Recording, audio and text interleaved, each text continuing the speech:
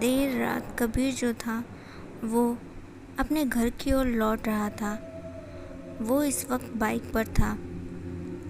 वो जिस रास्ते से उस रोज़ जा रहा था वो काफ़ी उस दौरान सूना था।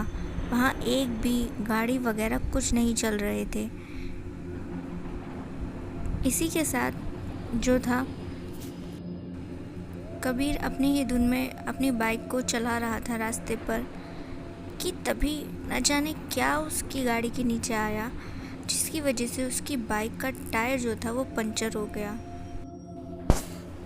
कबीर बाइक से उतरा, उसने देखा तो वो कहता है कि अरे यार, इस सुनसान रास्ते पर ये क्या मुसीबत गले लग गई, अब क्या करूं।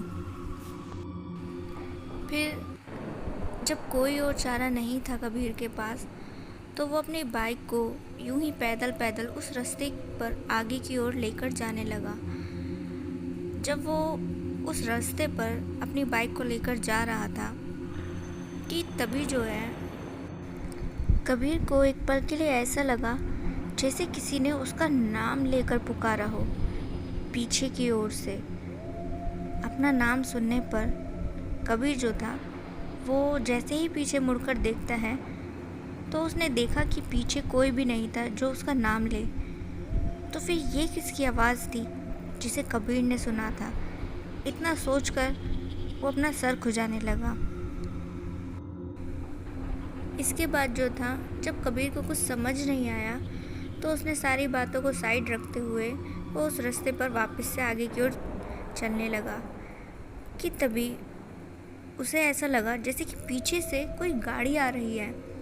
तो वो जैसे ही पीछे मुड़कर देखने लगा तो वाकई में एक कार जो थी बड़ी ही रफ्तार से उसी की ओर आ रही थी। कबीर जो था वो एकदम से ही डर गया और जो उसकी बाइक थी उसने वहीं रास्ते पर छोड़कर खुद साइड हट गया। तो वो जो कार थी एकदम से ही उसकी बाइक से आकर टकराई और फिर बाइक जो थी वो दूर जाकर गिरी और वो जो कार थी वो भी सामने के एक पेड़ में जाकर टकरा गई। कबीर को ऐसा लगा कि अगर वो अपनी बाइक के बाजू में ही खड़ा रहता तो शायद वो भी उस एक्सीडेंट का शिकार हो सकता था, पर चलो भगवान की कृपा थी उस पर जो वो बच गया।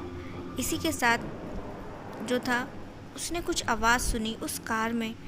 तो उस आवाज़ को सुनने पर जब वो गया तो उसने देखा कि गाड़ी की जो बैक सीट है वहाँ पर एक बच्चा बैठा हुआ है और वो जो बच्चा था वो रो रहा था। तो कबीर जो था उस बच्चे को उस कार से उतार कर पूछने लगा कि बेटा क्या बात है, तुम कौन हो। इसी के साथ कबीर ने देखा कि गाड़ी की आगे की ओर एक आदमी था जो कि अब शायद मर चुका था और उसकी हालत बहुत ही बुरी थी।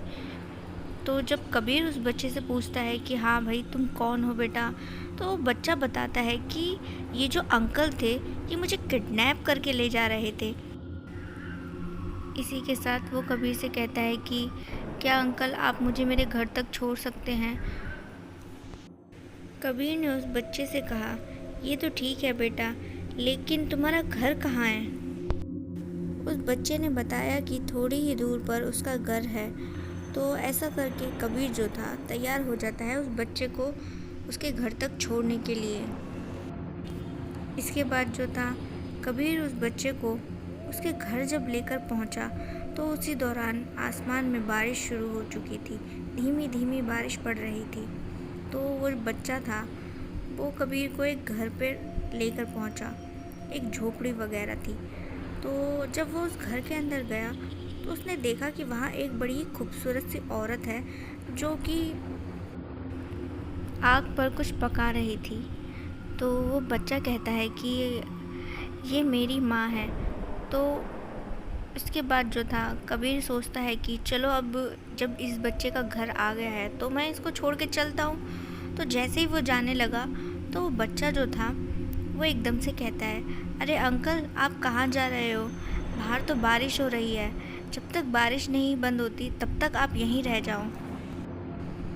उस बच्चे की बात सुनकर कबीर भी सोचता है कि हाँ, बच्चा कह तो ठीक ही रहा है, लेकिन फिर उसे लगा कि शायद उसकी माँ को ये ना पसंद आए।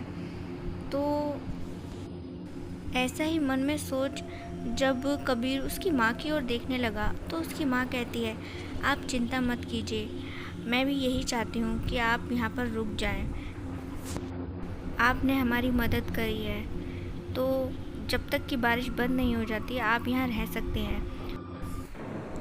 फिर इसके बाद जो था, वो जो औरत कुछ पका रही थी, उसने वो खाना जो था कबीर को और अपने बेटे को दिया।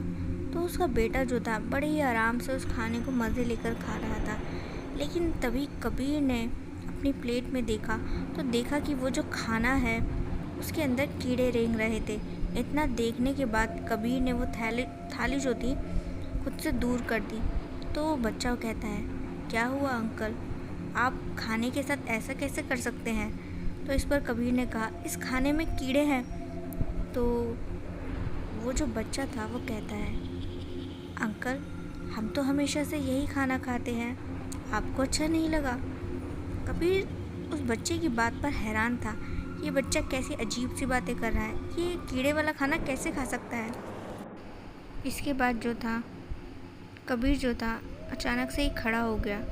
तभी वो बच्चा भी खड़ा हो जाता है, साथ ही उसकी माँ। और वो बच्चा और उसकी माँ कबीर को बड़े अजीब ढंग से अब घूरने लगे थे।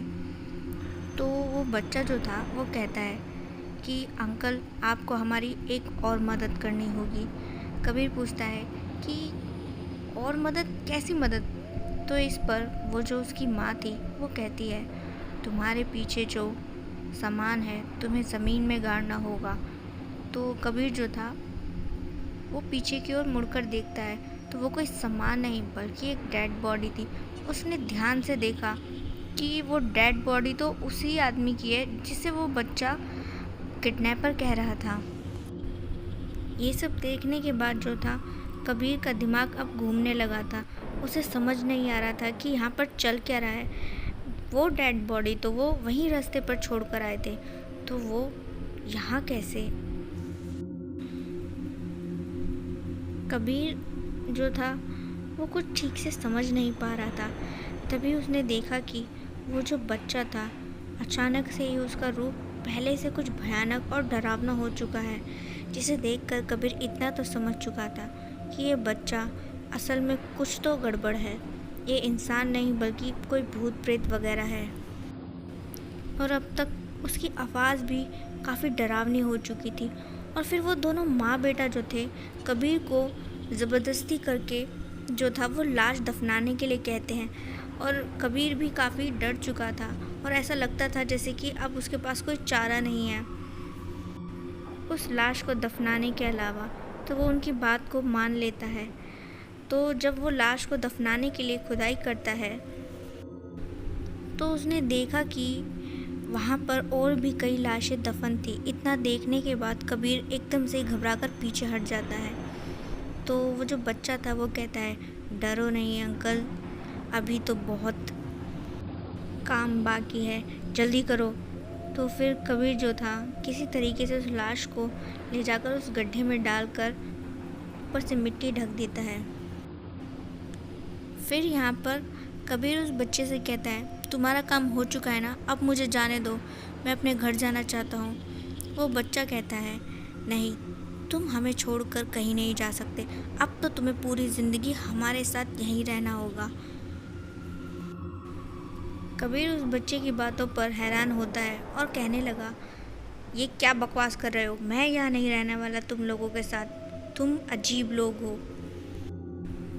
फिर कबीर उसी बारिश में उस घर से दूर रास्ते पर आगे निकल गया और काफ़ी देर तक रास्ते पर चलते चलते उसे एहसास हुआ कि जिस रास्ते से वो आया था वहाँ पर ये वो रास्ता तो है ही नहीं। उसे कुछ याद नहीं आ रहा था।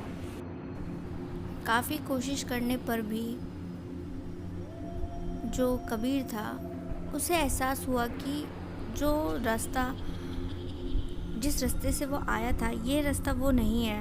और बार बार वो उसी झोपड़ी के आसपास पहुंच जाता जो उस बच्चे का घर था। अब परेशान होकर कबीर खड़ा ही था कि तभी पीछे से वो बच्चा आता है और बच्चा जो था वो बोलता है, अंकल घर चलो, बहुत बारिश हो रही है। कबीर के पास ऐसा लगता था कोई चारा नहीं था और उस बच्चे की बात को वो मानकर उसके घर वापस जाता है। इसी के साथ जो था कबीर उस बच्चे से पूछता है कि आखिर तुम हो कौन और तुम मुझे यहाँ बंधक क्यों बनाए हुए हो, प्लीज़ मुझे जाने दो, मैंने तुम्हारा क्या बिगाड़ा है। तो इस पर वो बच्चा जो था वो अचानक से ही अपने असली रूप में कबीर के सामने आ जाता है। उसका जो रूप था उसे देखने के बाद कबीर को एहसास हुआ कि ये कोई इंसान या भूत प्रेत नहीं बल्कि शैतान है, और जो कि बहुत ज़्यादा डरावना और भयानक था। इसी के साथ कबीर को एहसास हुआ कि उस घर में अब जो उस बच्चे की माँ थी वो नहीं थी, उस घर के अंदर वो शैतान और कबीर ही था। तभी जो था वो शैतान वापस से बच्चे के रूप में कबीर के सामने आ जाता है और कबीर का हाथ पकड़कर कहने लगा, अंकल अंकल प्लीज़ मुझे कोई कहानी सुनाओ ना, मेरा बहुत मन है कहानी सुनने का। बेचारा कबीर यहाँ डरा और सहमा हुआ था। वो उस बच्चे या कहें उस शैतानी बच्चे को क्या ही कहानी सुनाता। लेकिन फिर जब वो बच्चा कबीर को अपनी लाल लाल डरावनी आंखों से घूरने जो लगा, तो कबीर को ना चाहते हुए भी उसको एक कहानी सुनानी ही पड़ी।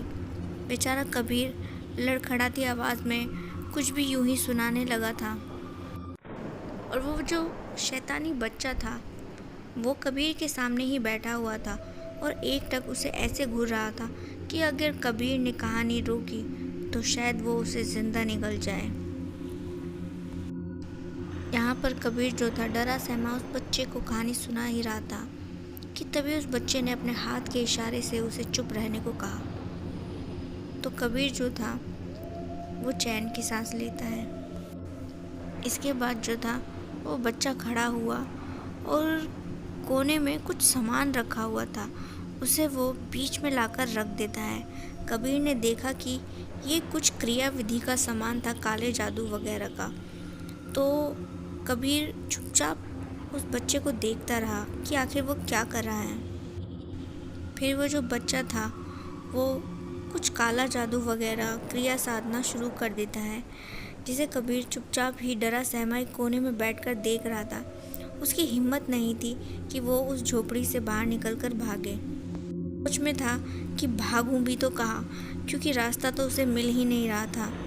फिर उसके बाद जो था वो जो शैतानी बच्चा था वो कबीर को अपने पास बुलाता है और कबीर डरा सहमा उसके पास जाता है। इसके बाद जो था उस शैतानी बच्चे के पास एक तलवार रखी थी, तो वो जो तलवार थी वो कबीर के हाथ में देते हुए कहता है, इससे अपनी गर्दन काट कर इस हवन कुंड में चढ़ाओ। उस शैतानी बच्चे की बात सुन कबीर काफ़ी ज़्यादा डर गया, क्योंकि वो मरना नहीं चाहता था। कबीर डर के मारे उस झोपड़ी से निकलकर भागा। वो सोचा कि यहाँ बैठकर मरने से अच्छा है कोशिश करना। तो वो जैसे उस झोपड़ी से निकलकर भागने लगा तो तभी उसने देखा कि ज़मीन में जो गड़ी हुई लाशें थी वो अचानक से ज़िंदा होकर बाहर आ रही थी, जिन्हें देख कबीर काफ़ी ज़्यादा डर गया था। अचानक ही कबीर की नज़र एक कुएं पर पड़ी, जो कि अभी तक वहाँ पर नहीं था। वो हैरान था कि अचानक से ही ये कुआं कहाँ से आ गया है। तो कबीर को कुछ समझ नहीं आ रहा था। वो जो जिंदा लाशें थी वहीं कबीर को मारने की कोशिश में लग चुकी थी और उसे पकड़ रही थी। तब तक वो शैतान की औलाद भी घर से बाहर आ चुका था। उन सभी को अपनी ओर आता हुआ देख कबीर जो था पूरी तरीके से डर चुका था और उनसे बचते बचाते ही कबीर जो था पता नहीं चला कब उस कुएं में गिर गया। और उस कुएं में गिरने के बाद जो था कबीर की आंखें बंद हो गई और जब उसकी आंखें वापस से खुली तो उसने पाया कि वो एक वीरान रास्ते पर था और अब तक सुबह भी हो चुकी थी।